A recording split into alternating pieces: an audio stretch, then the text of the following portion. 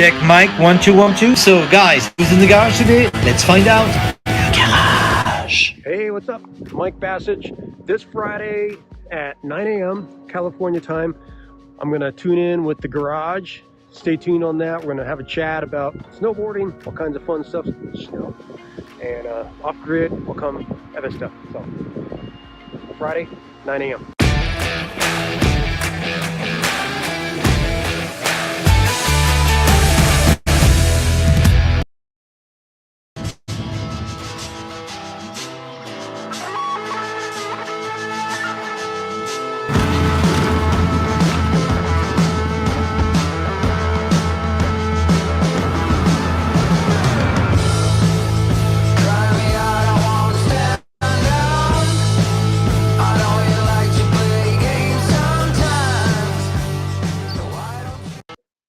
Here we go, guys. We're live in the Pedret Garage, and today we're gonna welcome a snowboard legend. You just saw it. It's Mike Basich. Let's go straight to Lake Tahoe, California. We're gonna ask him the first question. Hey, Mike, how are you? Hey, hi, I'm good. The morning's starting here, and yeah, stoked to be on the garage here. This is gonna be fun. Oh my goodness, you have no idea. This is such an honor to have you.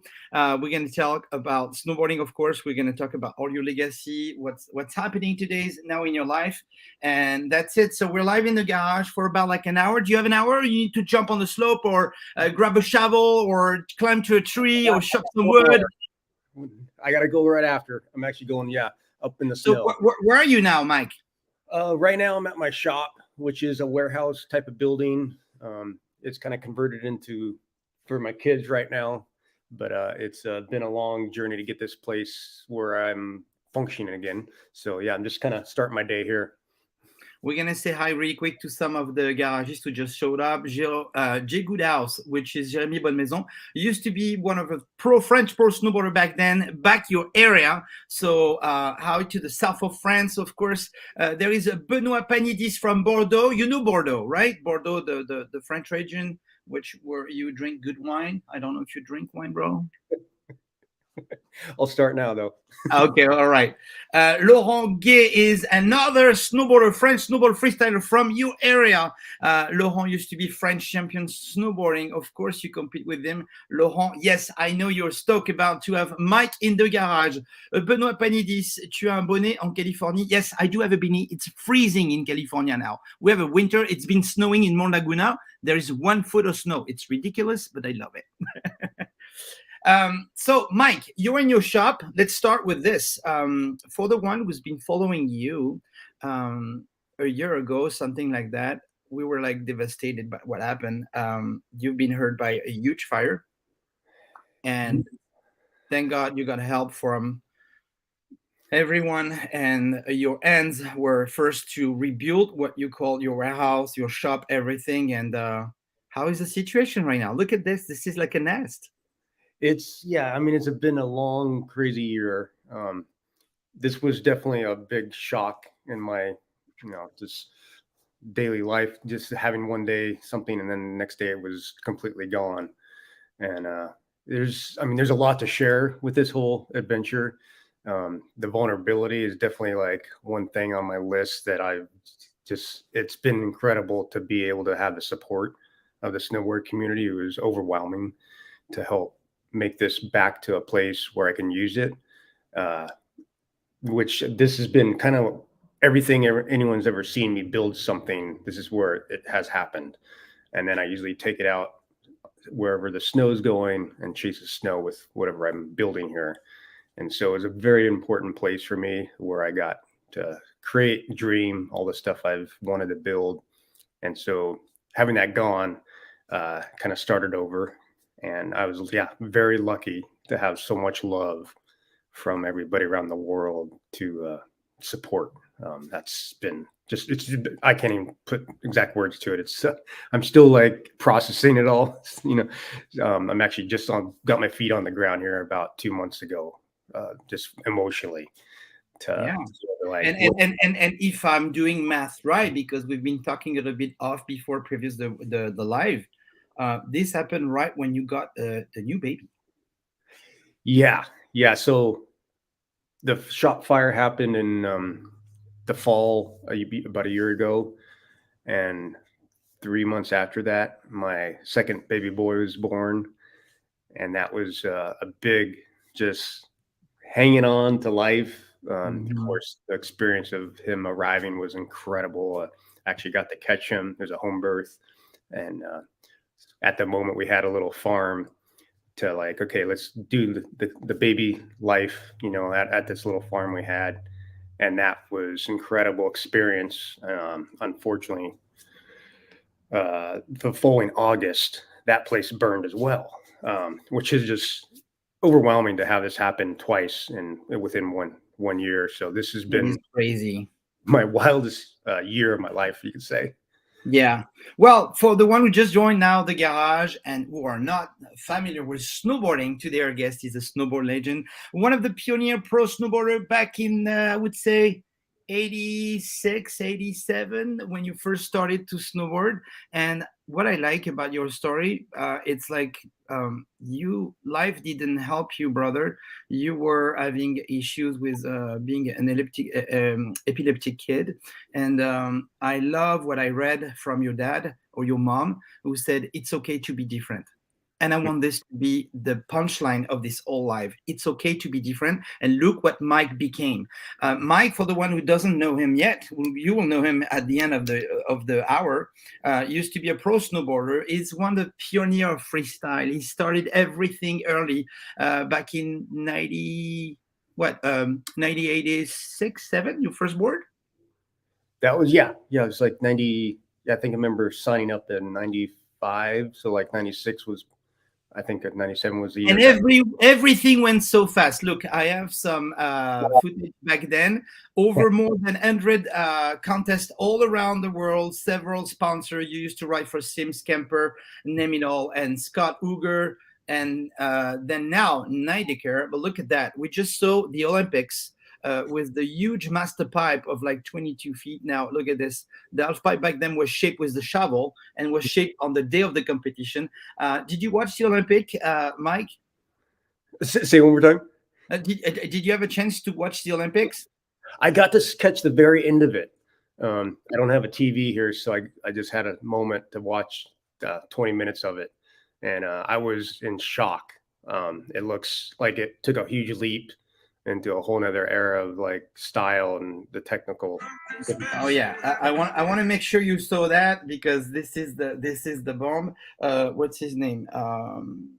For this guy, Keishu Irano. Have you seen this by chance? Look, I I, don't know if you're I gonna can't. be able to see it. Oh shoot, 24 Oh, 24 feet dot oh, four. This kid killed it, yeah, because I didn't now see that run. That's spin, brother. It's the win for spin. It's like boom, boom, boom, boom, boom, boom, boom, boom, boom. It's the world championship of gymnasium or whatever trampoline you call that. It's amazing, but you are one of the godfather with like a bunch of guys of keeping snowboarding freestyle be alive, and thank you so much for that. Well, anyway, we're not here to talk about the Olympics, for sure not. Competition went good, and then you decided to no mass. What happened? It was kind of a time when I think snowboarding did a big shift, also just from uh, the focus of media was a little lot. It just seemed like we became second on the list of what was important at an event.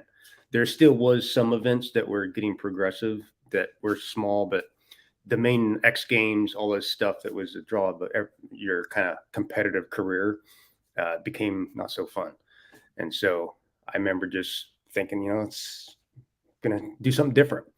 And Yeah. you can put in a certain amount of time as a competitor, and then just the younger generation kind of starts to like bring up new ideas that you weren't, I don't know, available to do that with the technology and just the ideas of transitions.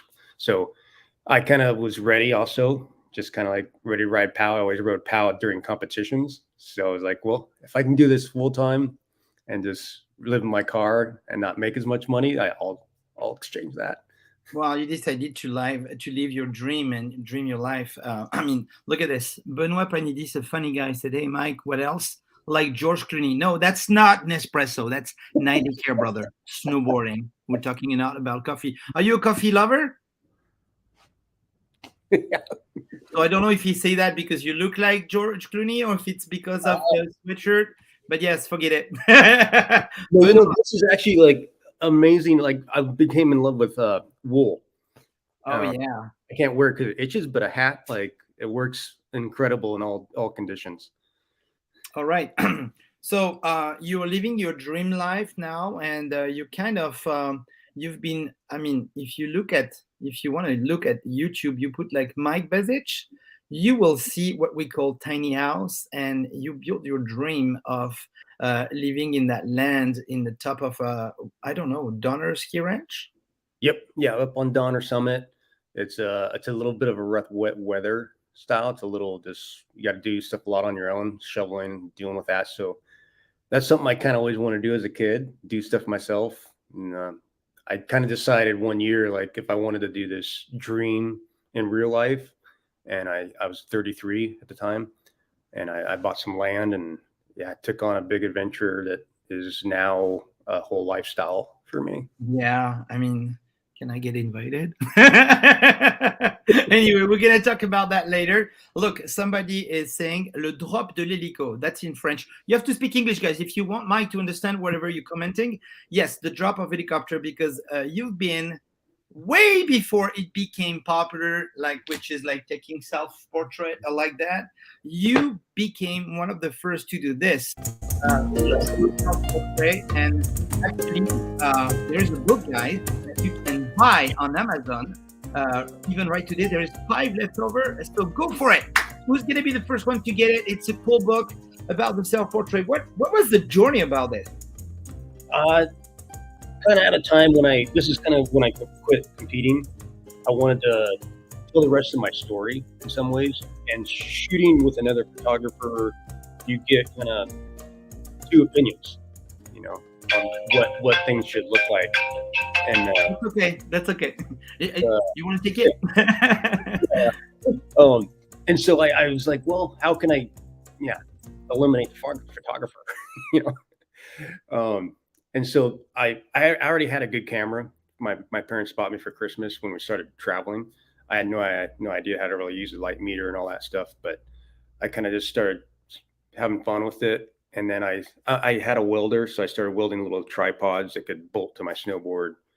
And I found somebody to solder a wire that would make my camera fire. It was a remote that would normally make your flash fire, and they didn't make a cord to the camera yet. So I just had that custom made, and that opened a whole door. I was like, I just did it as a fun project, but after I did it a couple times, I realized there's a whole capacity of like something that I don't know yet that this could be a fun adventure. So it turned into a 15-year more career as a snowboarder. That kind of what got me back into the sport, you could say. Well, you're a true artist. You're not just a pro snowboarder. You've always been creative, starting with your board, the design of your board. I mean, the you have a story with the dragon as well. I remember having 2 boards from you. What's the deal with the dragon? You were inspired by Steve Caballero.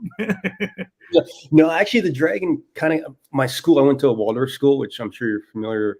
It's comes from Europe, and so I was lucky to know enough for California. That's a big deal to have a school like that, which is more based on the art and like just multi-functioning, coordination, stuff like that. So I grew up with that, and that helped me a lot just to understand like how to build things myself. Because in school you'd bake your own bread, you'd milk a cow, you do all these things that you don't do in public school over here. So I owe some of that to that of just being able to fire a camera and perform under like extreme conditions at certain times.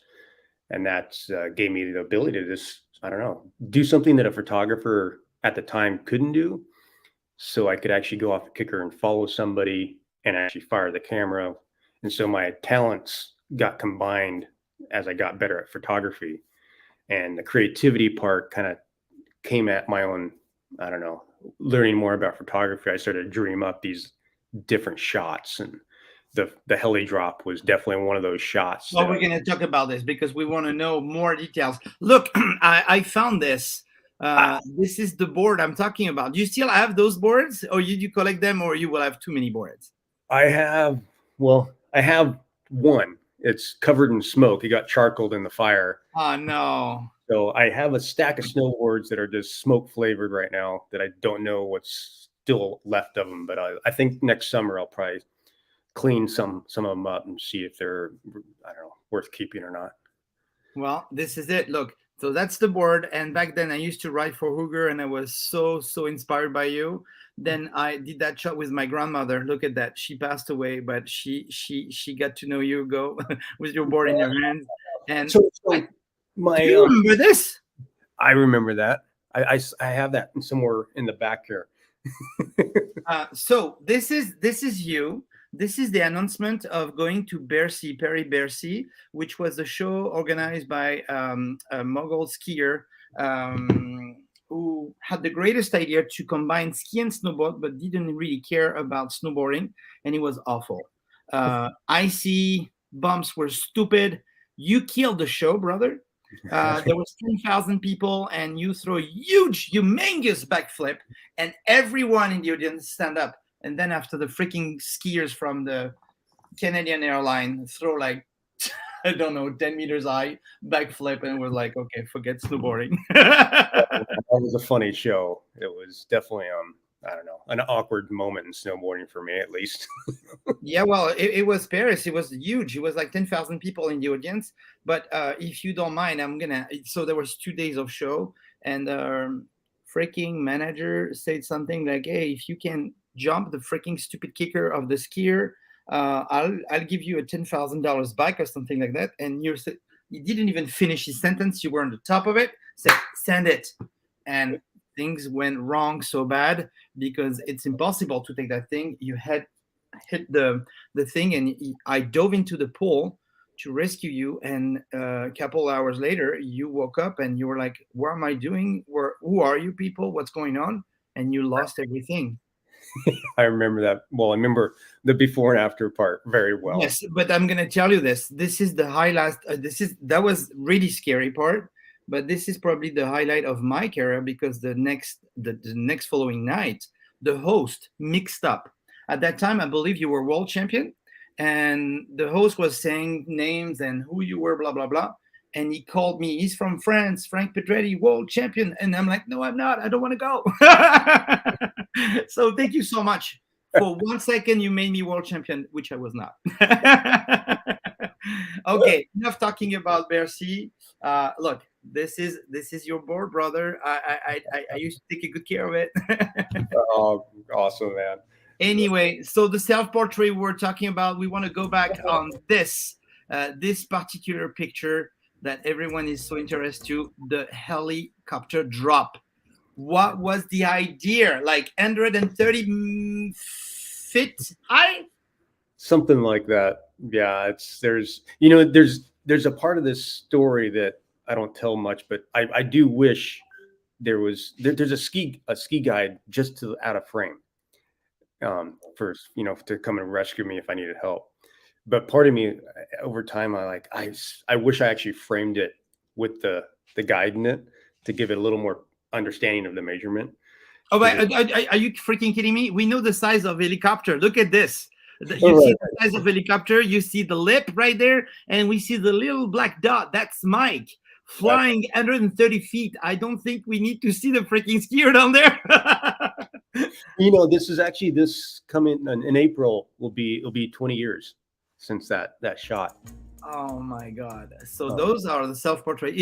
I don't know if it's better here, but yeah, I mean, when this came out, we were like, okay, Mike brought snowboarding to another dimension.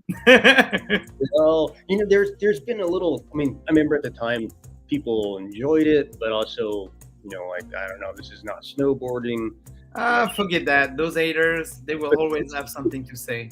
Yeah, no, it's a big part of just how this all kind of unfolded because I didn't know how to present it.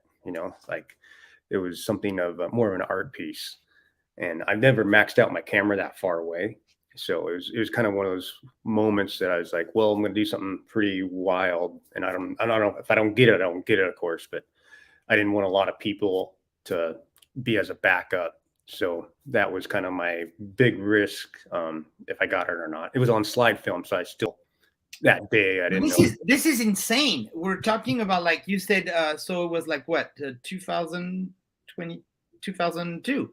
2002, yeah. 2002. At that time, the technology, I don't even know if we have when GoPro started. 2010, maybe. Yeah. I mean, you're advanced in everything. We're going to talk about that a little bit further. But look, if you want to purchase that book, go for it. There is only 5 of them available on Amazon. And I placed the order for myself. I mean, it's $69. This is what you need to have by your coffee table. If you love snowboarding, and you're going to freaking love the story of Mike, of course, is so inspiring. So taking a shot, going with a photographer on a photo shoot, it's already a pain in the ass because you have to walk back, blah blah blah, make sure with the walkie-talkie correct the frame, blah blah blah. But doing self-portrait, what's going on? One picture is a 1 week or whatever. It varies. Like one of my first portraits took me 5 weeks, just because the lens would get fogged up from the sun or the clouds would roll in.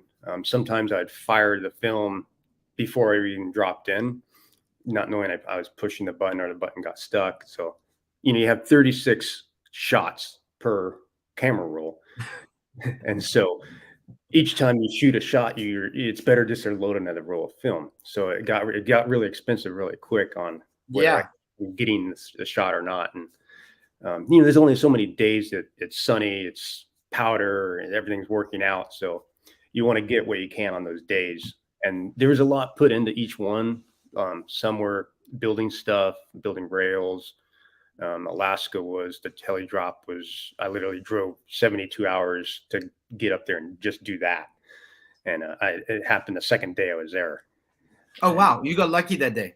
Yeah, it snowed 6 feet as I was driving up there. So wait. For the audience to understand, the heli drop. So you're going to set up your camera on a tripod, correct? Yep. Yeah. How can you do the focus? Because you don't know, like it's going to be, because it's like DCLR. Yeah. So the way a camera works is you have to shoot at a certain speed to capture action so it doesn't get blurry. So that the rest of it comes into play, like how much light you can let in for the depth of field. So the more depth of field, you get more focus options. So I tried to do the highest depth of field just to get enough be clear focus on it. Because when you're at the bottom of a jump or a cliff or something, you don't know exactly where the rider yourself is going to be. So you kind of just look on the ground and like, I'll focus on that rock over there and then move the camera and set it up. And half of what I probably share is like half of what I tried to do.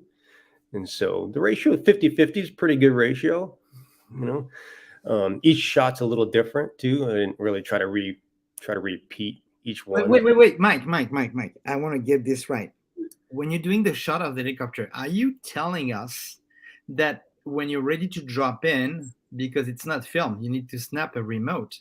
Did you snap the remote while you were flying? There's if you look close there's another shot from the helicopter that the guide, I had a second camera, he took of me jumping out, and you can see my right hand, I don't have my glove on. Normally I ride with a glove and push the camera, the remote, but that shot I was like, well, I'm going to try to make sure I'm pushing the button on this one, but a whole nother factor comes into play. Like I have maybe 3 minutes and I'm going to be too cold to even function, because you got 80-mile or 100-mile winds from the blades blowing right out on your face. And so there's a lot of intensity for that shot. I couldn't talk to the guy, the heli pilot, because it was just too loud. So I was just giving him like thumbs up, turn right, go left. Oh my God! Wait, because how can you do the frame correct? Well, this was more like if you look down on the bottom, there's a shadow from the little windlet, And so that was my point of reference. Oh yeah, your check mark. Okay, got it. So I But was just looking down, guys who are going this listening to this, way, and you imagine have to understand what is it. Dropping 130 feet, sorry, from a helicopter, just that anybody will die. But then say the guy is dropping, said, okay, I need to do the shot, but you are right, like it's like 1, 2, 3 seconds of dropping, right? right. Yeah. So Well, and at this was time, it one take? I mean, did you just jump once? yeah, I did it once, and I'm not going to do that again that size. I was like, well, I'll just call it done, and see if Well, I got it 2 weeks that later. picture went all around the world and drop ink. And at that time, there was no much social media back then because everything started in 2006 or 2005, freaking Facebook or whatever. And that was it. That show was it. But what I want to know, what I want to tell you guys, Mike is not just one of the pioneer of freestyle snowboarding. He's also a genius. I mean, look what he did. Self-portrait for like over 15 years. Now self-portrait, it's like everyone does that with a stupid dumb iPhone. But not only that, look, we're gonna go through to the next topic, which is this. Did you invent the drone, follow the drone before the drone? Look at that. Oh,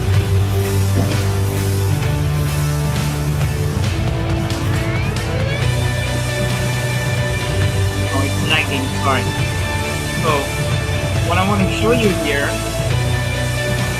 Mike, I'm just gonna ask you what is that shot again? You had the camera in your hand. Sorry, I'm gonna lower the sound like this. You can talk. You had the camera in your hand, and then here we go. Yeah, that shot is honestly, that's like for me in my thoughts, that's a 15-year shot because I waited many years for technology to get to where it was for that. I actually probably in the late 90s, I bought a motorized paraglider. And my whole idea was to kind of do this part where you're following a So rider. way before drones arrived. Yeah, but drones brought a whole nother and same with the GoPro. Like I no longer had to have a 40-pound backpack. You can hold this thing up here or mount it to a pole. And so just the way the drone came into play, I was waiting for a couple of years to do this shot once the drone was like at a stage where I don't know, the quality was good enough. And I had one pilot in Europe, Christoph Weber, that I knew Mike. He's being willing to do this. I know he's built his own drones, at his house.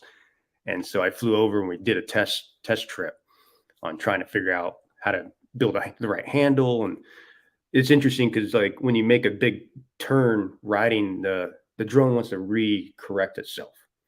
And so you might hear in the audio just it winding up. So I'm actually holding on really tight so it doesn't want to fly back up. And that's another thing you just kind of like trying to do while you're riding something steep and you got slough and all this other obstacles you want to focus on. And luckily enough, these drones, they have sound with the pilot who's flying it can hear me talking. You don't see when I look down, I'm actually yelling like go. And that's when I'm like, means I'm going to let go. And then he revs up the drone to start climbing up.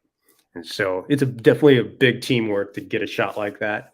We did it, I think 5 times before he crashed and destroyed the drone. Oh yeah. This is crazy. So how did you come up with all those crazy ideas? Just snowboarding, you see different perspectives that you're like, I want to see if I can capture this. The whole, even from the very beginning of snowboarding, the competition, there's just something ticking in my thoughts that how can this be more? And photography was a big one. I've always loved helping brands build better boards, better bindings. I'm a bit of a tech geek in some ways. Yeah, I see that. Well, before I'm gonna jump to the next topic, which is you created again something crazy. Now people make millions with the 360 camera. We'll have a guest in a few seconds, a surprise guest. But let's talk about this now. Look, That's another thing you created way before 360 camera came up. I mean, look at this guy. At any moment when You you're pull up riding, you just freeze the moment and move around a anywhere bunch you of, want to like, I go. would say 13 Continue, GoPro or stop, something like dodge that. Take like just these these shots, like a cameras mounted in 360 the way shot, it and did you was holding just it. giving you the I mean, freedom to this, edit when was at that? any angle. Built some plywood, little handle. Look I at got that. 13 cameras, When was that, Mike? which once you get Which them all year? recording, I want to there say is no way to 06, register them maybe. all. No. But I that just GoPro was basically out just in build a time 08, I card. think, something like that. No, 09. sorry, say that again. I think that was in 09, 2010, maybe. Oh Because my gosh. it's yeah, I'm a little fuzzy on the timeline because GoPro, I started riding for them, I think, in 2010, and that's the only reason I can get that many GoPros. Well, yes, and can you believe it? Now it's so popular. Everyone is freaking like for everything as a 360 camera. It's that tiny thing. And now, I mean, I hope you drop the patent on it, and you will be a billionaire, dude. Right. Yeah. That was a interesting adventure with the legal part because I kind of reached out to GoPro about the one they built, and it got a little confusing as time went by. So they grew so fast, I lost all my personal connections, and I just kind of like put my hands up and gave up on trying to be a part of it. So Yeah, well, GoPro, you've been the figure of it. We remember the commercial with the Yeti was so awesome. Okay, let's jump to the next guest. It's a surprise. I don't know when the last time you saw her. She's another snowboard legend. She's one of the first female snowboarder who has her own pro model, and I'm talking about like circa like beginning of the 90s or something like that. You know what I'm talking about? Here she is. hey, It's the Hi. sister, Tina Basich is live now in the Pedro Garage. We have two legends for the price of one. Hi, my brother. good morning. Oh Good my! morning. I miss Thank you for you. joining. Yes. Right on. Glad to be here. This is so freaking funny. I mean, when is the last time you see each other, guys? We've had maybe 2 weeks. We Oh, live nearby and we have family life is important, so we make it happen and get together, and we both have kids and need the cousins to see each other. So yeah. I can't go too long without hugging that guy. Oh my gosh. You just got back from Hawaii yesterday. Last night. Yeah, I'm not tan. Nothing. Mike, sorry to say that, but Tina, life treats you good, guys. Look at you. It's look like time stop on you. Seriously, you're gorgeous. Oh, thank you. Tina, are you the one that started the whole journey with mom and dad, putting Mike on a snowboard and everything? We are 3.5 years apart. I'm his older sister. And we started this journey on the same day. We went up to Soda Springs and started on a one rented snowboard. It was a Burton Elite with high back bindings, some seatbelt buckles, and some fins on the board. And we were not a ski family, so it was not something that was just a crossover thing. We were kind of the skate rats hanging out in Sacramento, and we went up there with our moon boots on and the gear that we had, because we kind of went to go sledding and go, build a snowman in the snow for the day kind of thing. So we went up there with really rough equipment, and it was icy, and they didn't let us buy a ticket at that time. So we hiked, and all of those things. Now nobody would fall in love with snowboarding now with that equipment, but we were hooked. It was just something about it that was special. And we were hooked from that day on, and we did travel through that whole spectrum of getting to know the sport and watching it along the way. It was something else to start back in that time. Yeah, and plus snowboarding back then was not a thing. Like skiers were very, very protective, maybe even more in the US, but in Europe, we were not even allowed to take a ski lift, not even allowed to take a chairlift. You have to walk. And then they were watching us like we were crazy. And that part, what maybe hook you up on that. And also, I read, Mike, we talk about this. The life started with being an epileptic kid. Snowboarding was a kind of therapy for your brother. Yeah. It was, I think, everything. This made me be able to focus and find better health with the mental part that for whatever reason, it got me better. So Well, I stopped having seizures when I was about 13, something around there. Yeah. that's And so I crazy.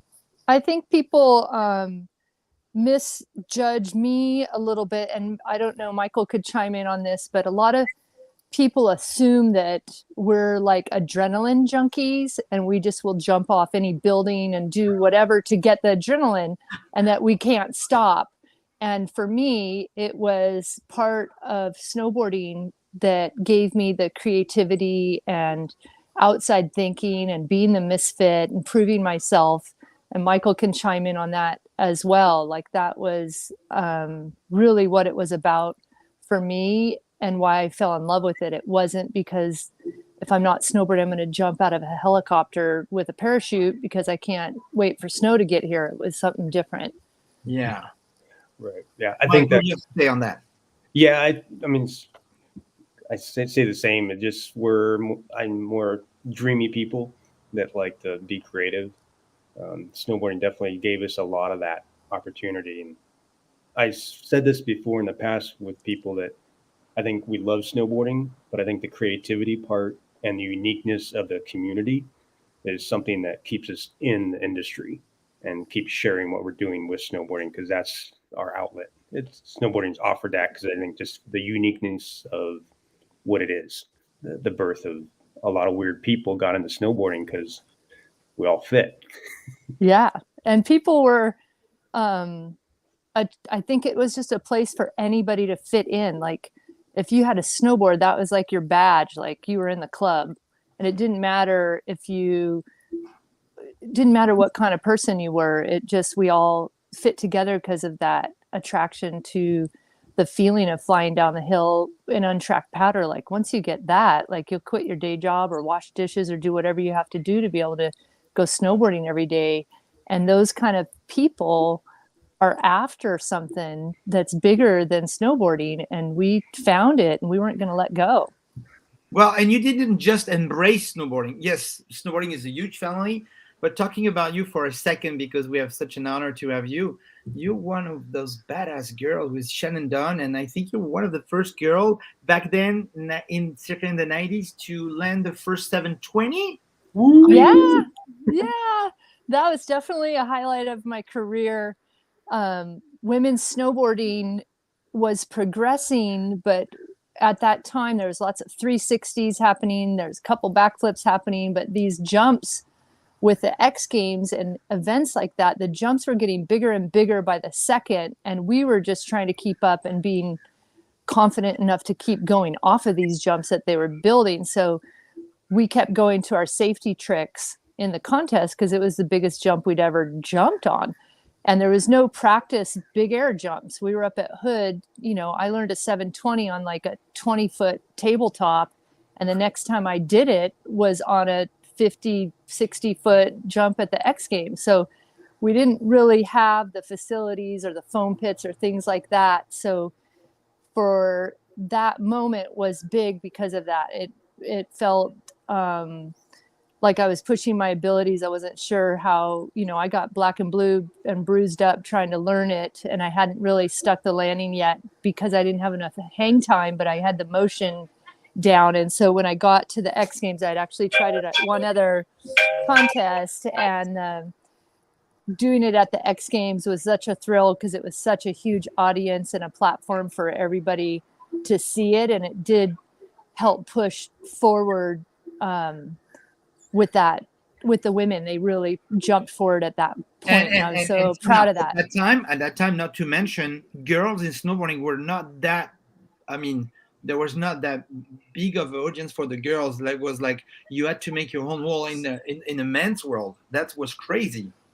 It felt like that for most of the 90s in small ways. It was bigger ways in the beginning, like when in 94 when we had to push forward with inventing and developing women's product. Like that was because there was a need for it. Like there was no way I could ride those wide boards with the wide stance and the baggy pants. Like we just couldn't. So that pushed us to invent some new gear that fit our bodies, and we had to push away to talk companies into actually giving us a chance to do it. And I think along my career, I've always been pushed and motivated when somebody says no, or so when contests, when they'd say no girls allowed, like I'm sneaking up the back and dropping in, like there's no way.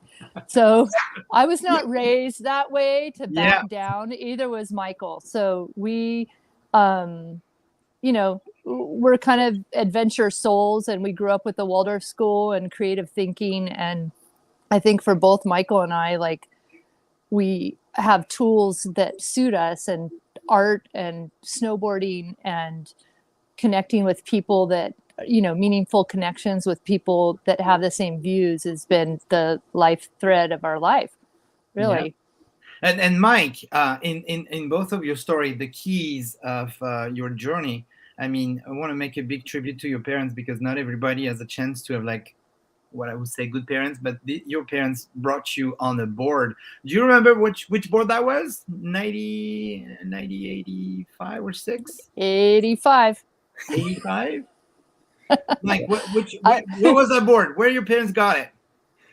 I think, well, the first one was a rental, and then we went and bought the same board the next day, pretty much. So it was kind of, there wasn't very options of different boards to buy. We bought the Burton Light metal fin. It was $149.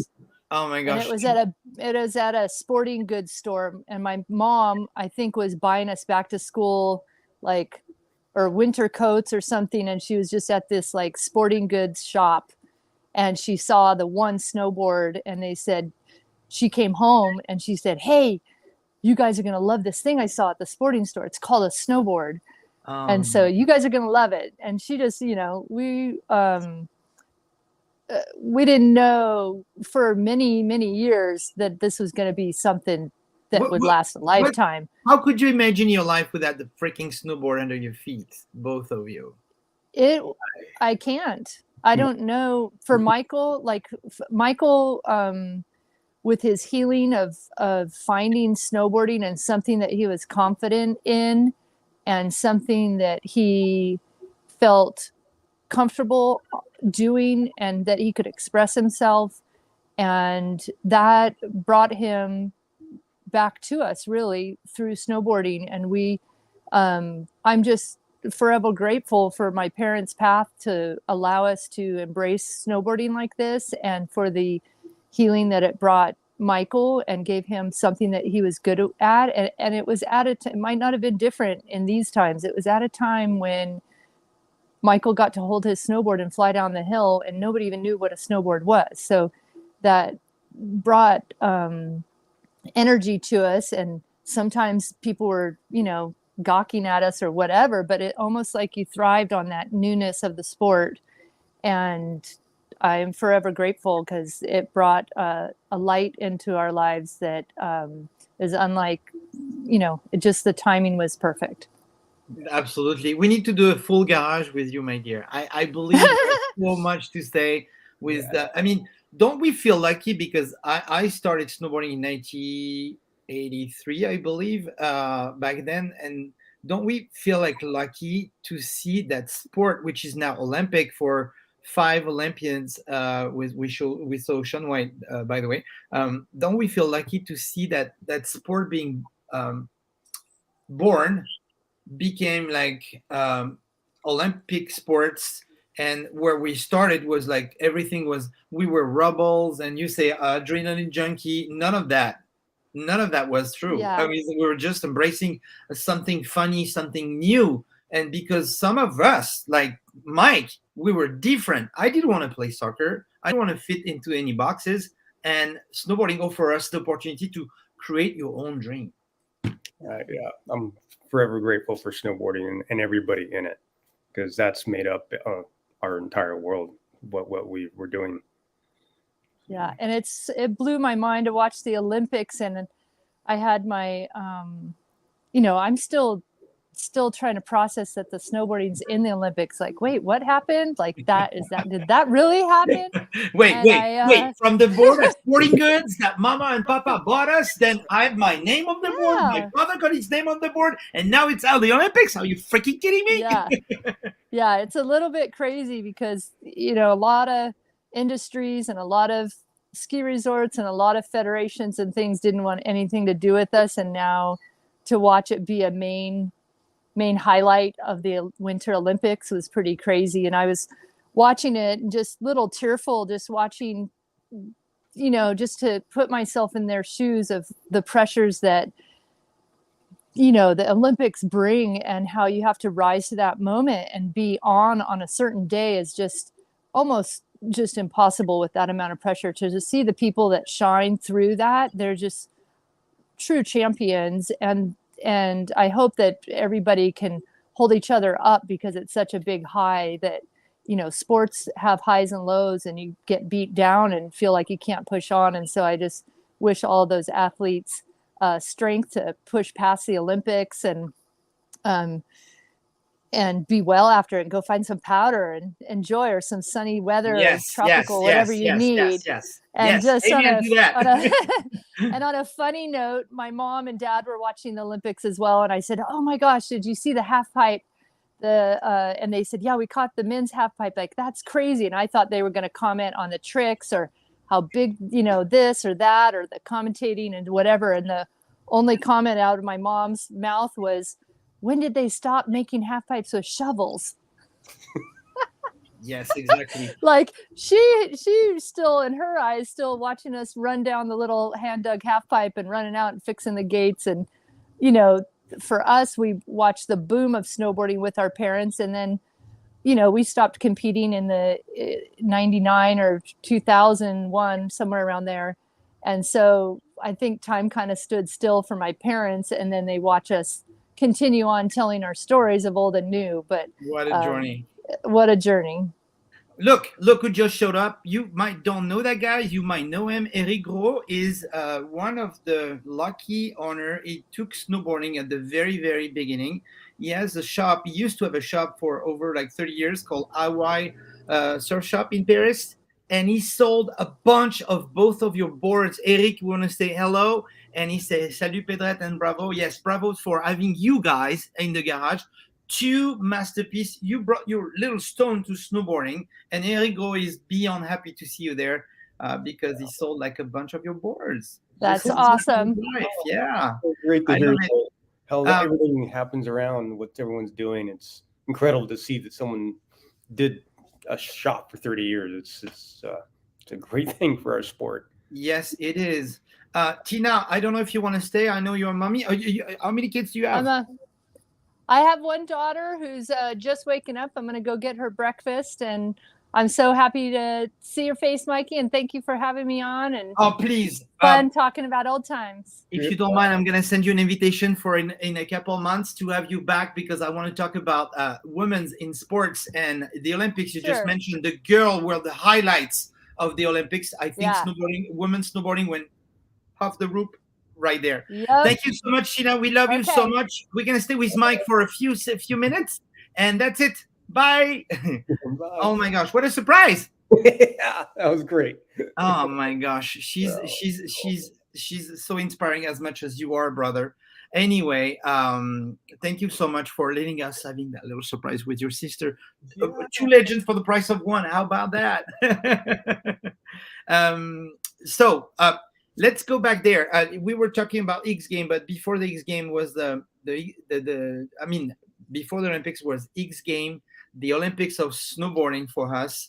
And I was funny surprised that you won a bronze medal at border cross. Right. What happened? Yeah. Well, back then, you did more than one. No, of course. And so that was, I remember it was a wild event for the border cross. It was the first time I think all of us really, we really wanted to win, because it was such a big new type of event. And I remember, I think it was that year, Rippy jumped over JD Platt, like bunked his tail on his helmet. And I think the final of us was Jason Ford. I think Andy Hetzel behind me.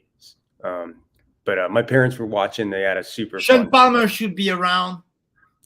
He, I can't remember on that one if he was around or not. Look, somebody just drop a comment. It's in French. I'm going to translate for you. François Aidé said, tellement, I'm going to say it in French first. Tellement beau de voir Mike and Tina, j'en pleurerais presque. Il manque Steve Graham, Dave Hatchett, Terrier, Noah, Diamond Sanders, Routin, et là je peux mourir. He just said, it's so beautiful to see Mike and Tina. I could cry right at this second.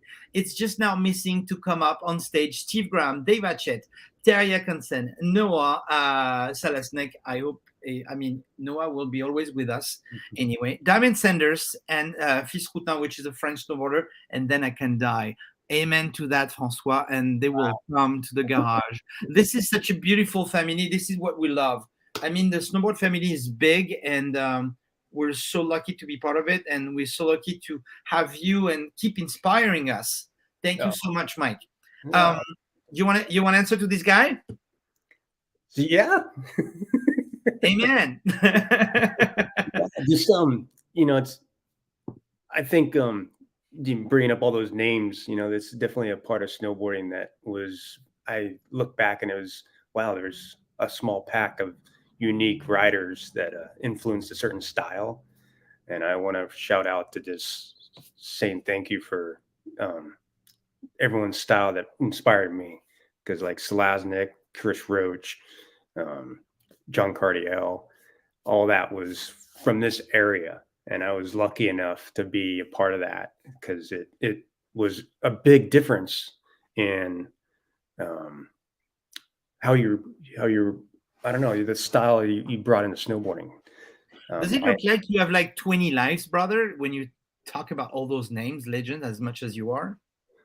Oh, it just feels I'm just grateful. I mean, I wish we do get together once a year. We try at the vintage contest up at Donner Summit. Wait. Are you going there? Mike, another Mike Chantry is sending us an invitation. I want to go so bad, but I'm going to wait for the 50th anniversary to go. And I need to find the freaking old Sean Palmer or your board to go and ride. Are you going to go this year? It's I'm going to try. This is on the 3rd of March. Is that what?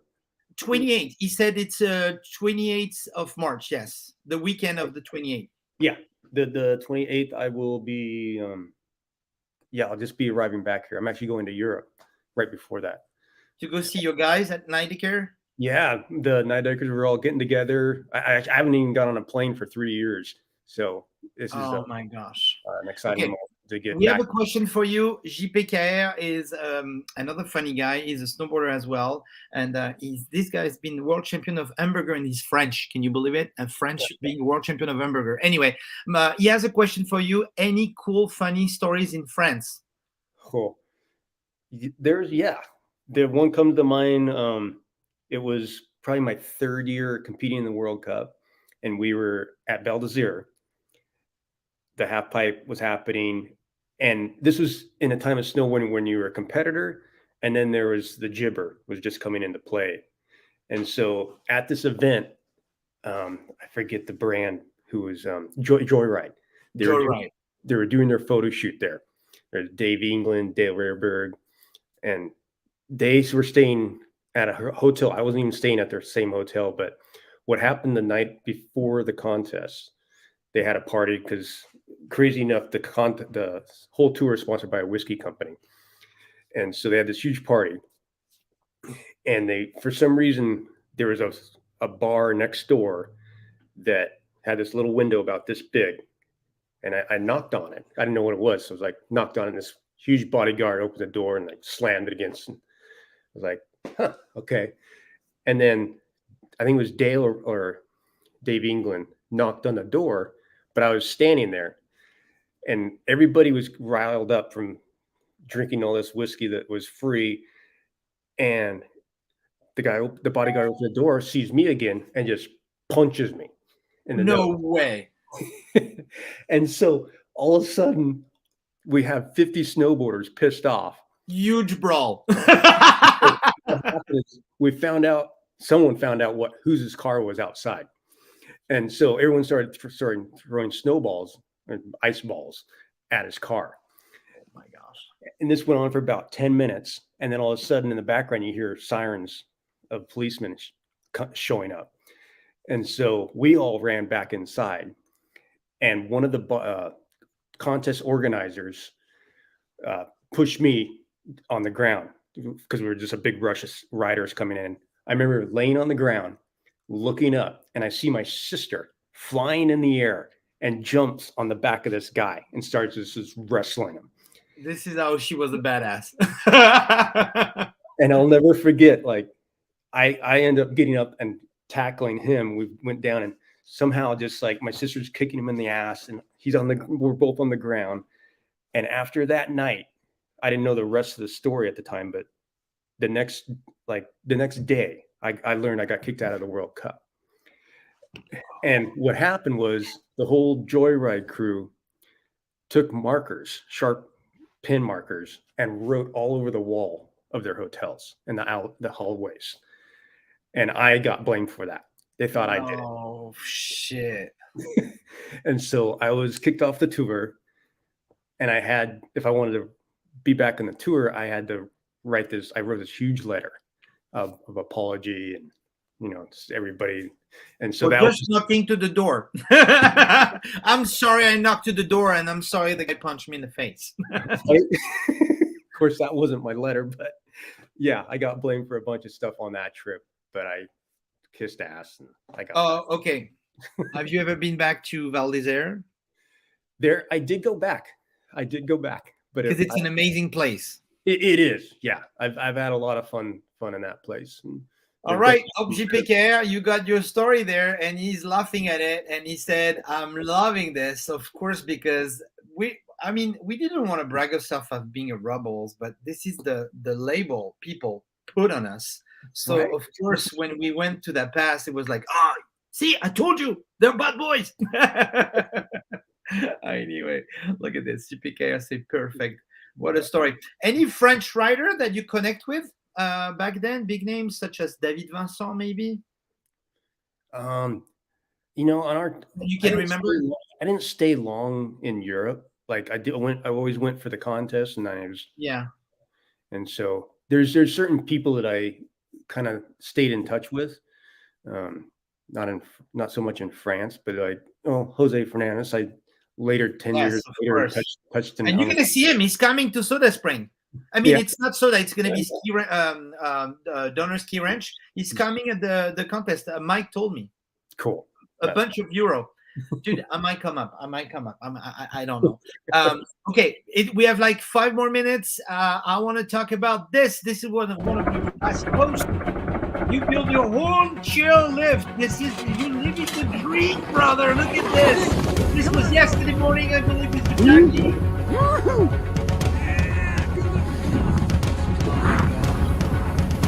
What a piece of land you leave, brother. This is insane.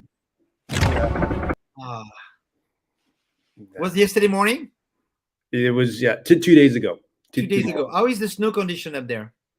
It's actually really good. It's been terrible for a month and a half, but it snowed a foot, it's like, and it's cold. It's staying cold here right now. So I'm going to get another day in. As soon as I'm out of here, I'm heading back up. I'm going to spin some more laps. You're making everyone jealous right now because everyone wants to be Mike Basich. Living off the grid for the last freaking stupid 2 years we've been living in this stupid pandemic. Everyone's kind of like being in the tiny house, but not the coolest tiny house as you have. Look at this, guys. This is what Mike built. That's green. Again, inspired by, I don't know, Leonardo da Vinci.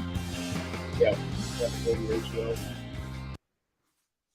This is crazy. This is how you build your house. When did you start to do this?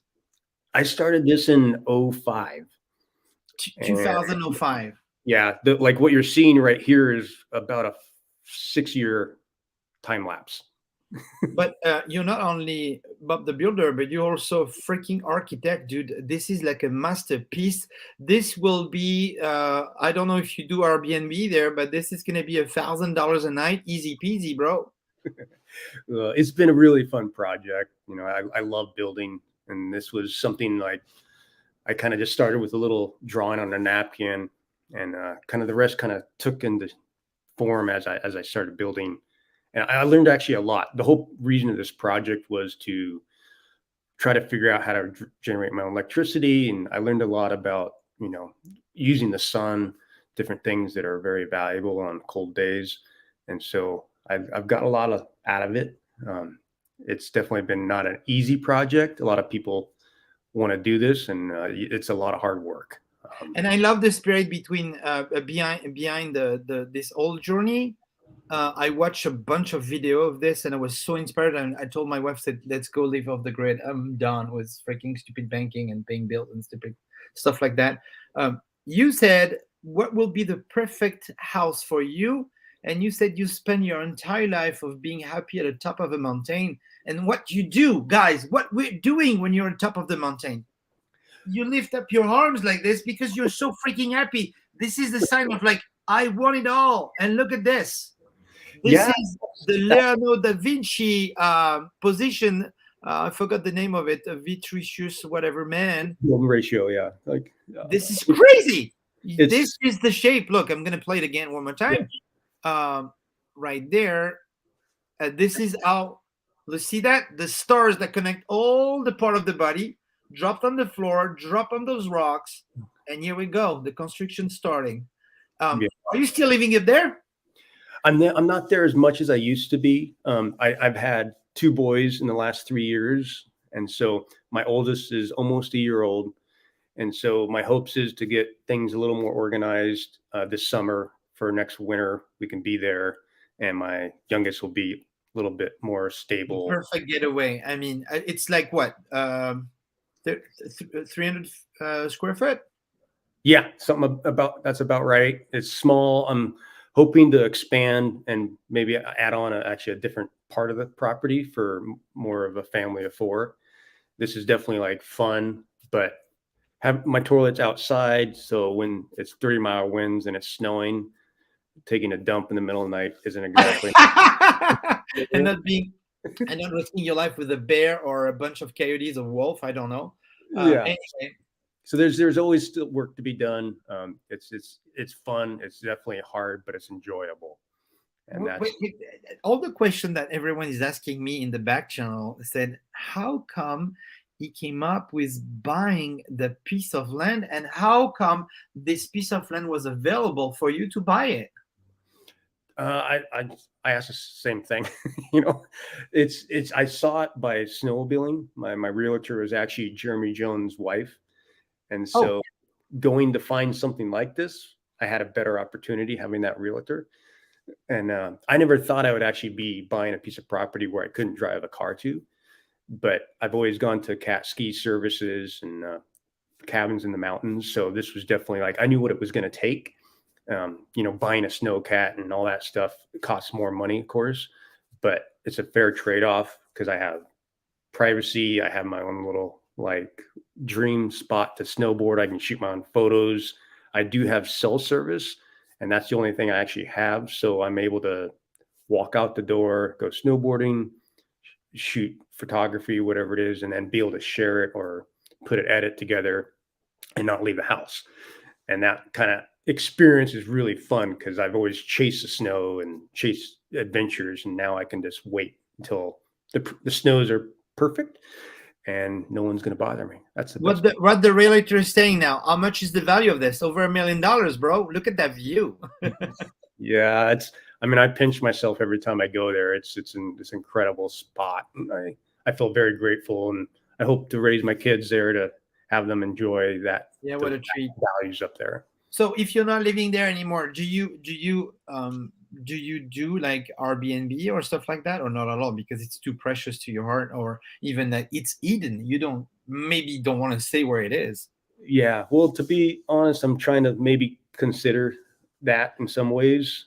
I'm not sure what it's all going to look like, but do the package. 3 nights, 1 ride, one day full ride with Mike Basich, and another day with Tina, and this is set. Let's do this. $10,000 done. Yeah, it's a fun spot. I share it with people who help me build the place, and maybe I'll be sharing it with other people I don't know or do workshops or something up there. Well, we have another show called Total Freestyle, and this is what we're going to talk about now, because I'm going to let you go, brother, because I know you have a lot to do.